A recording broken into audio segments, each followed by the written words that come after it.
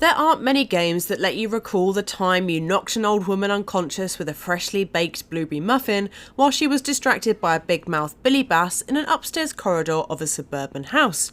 Or that time you gave a tattoo directly to a man's eardrum after walking boldly into his drug-funded mansion, pretending to be a famous reality TV star / artist who's mysteriously lost all his own ink and comes sporting an entirely different face. Throughout the entire history of the Hitman series, the games have embraced this silliness, the slightly surreal, and that kind of tongue-in-cheek humour that means no one really questions the validity of Agent 47's disguises. Thankfully, Hitman 2 retains all of that, and regularly plays on those ideas. Plenty has been changed for Hitman 2 though, particularly when you compare it to the 2016 Hitman release. The last series entry arrived in perfectly packaged episodic chunks, regularly delivering players brand new sandboxes to mess around in. But Hitman 2 has ditched that release schedule, and instead you're getting all 6 locations in one. But unfortunately, you can tell from the second you try to install Hitman 2 that it was originally designed as an episodic release, and the machinery of that delivery system is evident everywhere. For instance, you have to download each of the 6 levels separately, along with another chunk that counts as the main game. That might sound fantastic for anyone wanting to just download the first level and get playing, but actually it's just a sneak preview at just how fragmented the game can feel. If you bought the last Hitman, you'll have access to all the episodes here, but if you didn't, they'll serve as a constant reminder that Hitman 2 is the sequel to something that you don't own, but probably should, but also really enforce the overarching feeling that Hitman 2 is like an expansion pack to those episodes rather than a complete sequel. It doesn't help that the cutscenes that play out between Hitman 2's 6 levels are really nothing to write home about. While the briefings that introduce each level are beautifully rendered in the game's engine, the actual story cutscenes are odd, animatic affairs, which don't do justice to the substantial story narrative on offer. I found myself regularly tuning out to the cutscenes because they are just so disengaging, and having to go back through them to understand why I was taking down all of these various targets. Of course, it doesn't really matter in the grand scheme of being an assassin, but those who are here for Hitman lore may struggle with the story delivery outside the missions themselves. Strong as you. They have to pay for what they did. It needs to stop. You need to stop. However, although there are definitely quirks to Hitman 2, there's also plenty to praise.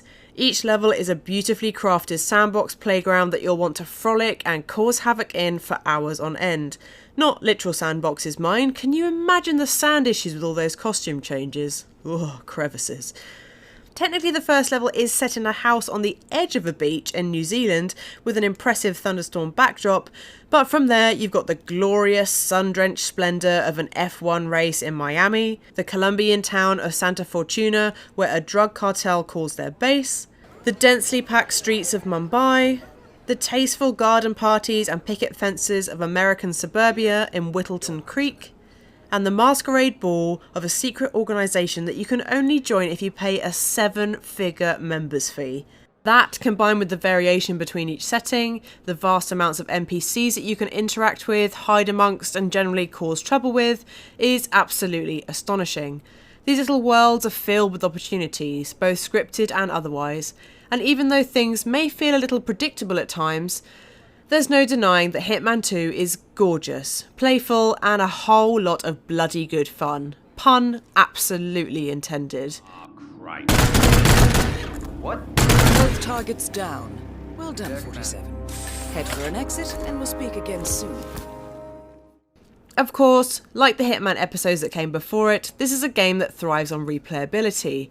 If you're having a good run and only need a couple of "oh dear god, this has gone to the dogs" reloads, an average level run takes about an hour of real-world playtime, and that goes by in a flash.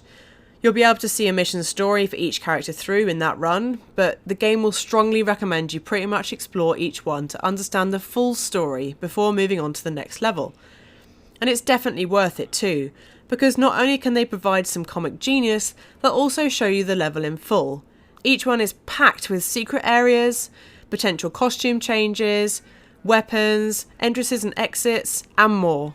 It really is a playground, and the missions are just a guide. It's up to you to come back later and use your creativity to craft your own stories with the tools on offer in each one. That'll help you in Ghost Mode too, the brand new multiplayer on offer with Hitman 2.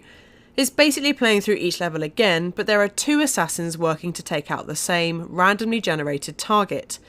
All you've got to do is beat them to the kill. Kill anyone else apart from the target and your opponent will be notified, so trying to cause as little ruckus as possible is definitely the way you want to go.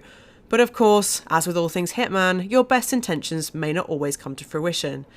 It's glorious, messy fun, the kind that keeps your heart firmly wedged in your throat and your palms vaguely sweaty.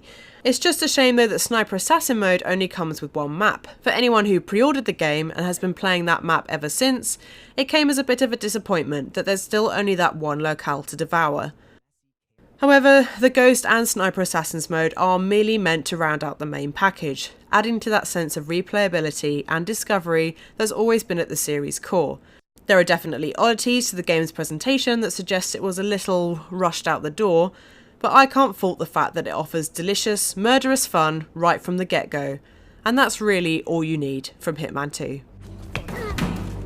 So with all that in mind, we're giving Hitman 2 3.5 stars.